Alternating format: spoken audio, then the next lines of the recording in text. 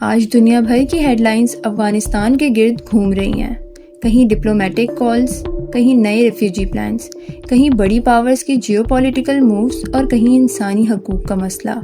یہ سب اپڈیٹس آپ کو سوچنے پر مجبور کر دیں گی۔ آج کی ویڈیو کی ہائی لائٹس کچھ ایسی ہیں۔ پاکستان اور جرمنی کی افغان ریفیوجیز سے متعلق گفتگو، UK ریفیوجی کونسل کا نیا پلان، رشیا کا افغانستان سے متعلق بڑا بیان، ہیومن رائٹس گروپس کا UN پر بھاری دباؤ۔ ویڈیو میں آگے بڑھنے سے پہلے دوستوں چینل کو سبسکرائب کر لیں اور بیل آئیکن بھی دبا لیں تاکہ ہماری لیٹسٹ خبریں آپ تک فوراً پہنچ سکیں، اور ساتھ ساتھ ویڈیو کو بھی لائک کر دیں۔ تو چلیں شروع کرتے ہیں۔ السلام علیکم دوستوں، سب سے پہلے بات کرتے ہیں پاکستان کی۔ دوستوں، پاکستان کے ڈپٹی پرائم منسٹر اور فارن منسٹر اسحاق ڈار نے جرمنی کے فارن منسٹر یوہان ویڈرفل کے ساتھ ٹیلی فون پر گفتگو کی۔ اس اہم بات چیت میں دونوں طرف سے افغان ریفیوجیز کے مسائل، ہائی لیول کانٹیکٹس اور ریجنل ڈیولپمنٹس پر ڈیٹیل میں ڈسکشن ہوئی۔ جرمنی کی طرف سے ایک بڑا فیصلہ سامنے آیا ہے۔ انہوں نے واپس سے ان 2000 افغانز کے ری لوکیشن پروگرام کو ریزیوم کر دیا ہے جو فال آف کابل کے بعد ایلیجبل تھے۔ یہ ان لوگوں کے لیے امید کی کرن ہے جو لمبے عرصے سے انتظار کر رہے تھے۔ لیکن دوستوں، دوسری طرف پاکستان نے بھی اپنا پلان امپلیمنٹ کرنے کا فیصلہ کر لیا ہے، یعنی انڈاکومنٹڈ ریفیوجیز کو 1 ستمبر کی ڈیڈ لائن کے بعد ڈپورٹ کر دیا جائے گا۔ یہ سٹیپ ریفیوجیز کے لیے ایک بڑا چیلنج بن رہا ہے۔ رپورٹس کے مطابق کچھ علاقوں میں افغان ریفیوجیز کے اریسٹ بھی شروع ہو گئے ہیں، یعنی سچویشن ایک طرف ری لوکیشن کی امید بھی دیتی ہے اور دوسری طرف ریفیوجیز کے لیے خوف کو بڑھاتی بھی جا رہی ہے۔ دوسری خبر UK ریفیوجی کونسل کے بارے میں ہے۔ UK ریفیوجی کونسل نے حکومت کو ایک نئی تجویز دی ہے کہ افغان، ایریٹرین، ایرانین، سوڈانیز اور سیرین اسائلم سیکرز کو ٹیمپرری ریزیڈنسی دی جائے۔ اس تجویز کے پیچھے سب سے بڑی وجہ یہ ہے کہ ابھی 32,917 ریفیوجیز ہوٹلز میں رہائش اختیار کیے ہوئے ہیں، اور یہ سسٹم 2029 تک چلانا ارریسپانسبل قرار دیا گیا ہے۔ ایکسپرٹس کا کہنا ہے کہ ہوٹلز کا لمبا استعمال سوشل ٹینشنز اور حتیٰ کہ انتہا پسندی کو بھی بڑھا رہا ہے۔ اگر اسائلم سیکرز کو ٹیمپرری ریزیڈنسی ملتی ہے تو اس کا سیدھا مطلب ہوگا کہ وہ امپلائمنٹ اور ہاؤسنگ تک ایکسیس حاصل کر سکیں۔ اس سے ایک طرف ریفیوجیز کی انٹیگریشن آسان ہوگی، دوسری طرف ہوم آفس پر برڈن بھی کم ہوگا۔ ریفیوجی کونسل کے مطابق یہ سٹیپ ہوٹلز کے آلٹرنیٹیو کے طور پر سب سے سسٹینیبل آپشن ہے۔ اور سب سے انٹرسٹنگ بات یہ ہے کہ اگر UK کا یہ پلان امپلیمنٹ ہو جاتا ہے تو یہ ماڈل یورپ کے دوسرے ملکوں کے لیے بھی ایک ایگزامپل بن سکتا ہے۔ انہی خبروں کے درمیان اگلی نیوز رشیا سے ہے۔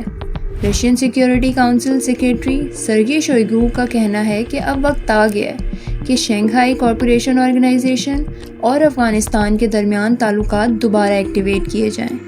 یہ ایک بڑی ڈیولپمنٹ ہے کیونکہ رشیا وہ پہلا ملک تھا جس نے جولائی 2025 میں اسلامک ایمریٹ کو آفیشلی ریکاگنائز کیا تھا۔ شوئیگو نے اپنے اسٹیٹمنٹ میں یہ بھی کہا کہ افغانستان کو ایک ڈرگ فری اور ٹیرر فری اسٹیٹ بنانا شنگھائی کوآپریشن آرگنائزیشن کا شیئرڈ گول ہونا چاہیے۔ ان کا کہنا ہے کہ حالات مشکل ہیں کیونکہ ابھی بھی 23,000 سے زیادہ ملیٹنٹس افغانستان میں ایکٹیو ہیں، لیکن طالبان سیریس ایفرٹس کر رہے ایکسٹریمسٹ گروپ، خاص طور ISKP کے خلاف۔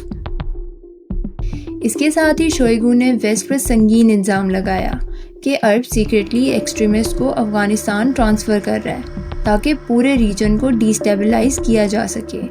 یہ نیا بیان افغانستان کی جیو پالیٹکس میں ایک فریش ڈیبیٹ کو پیدا کر رہا ہے۔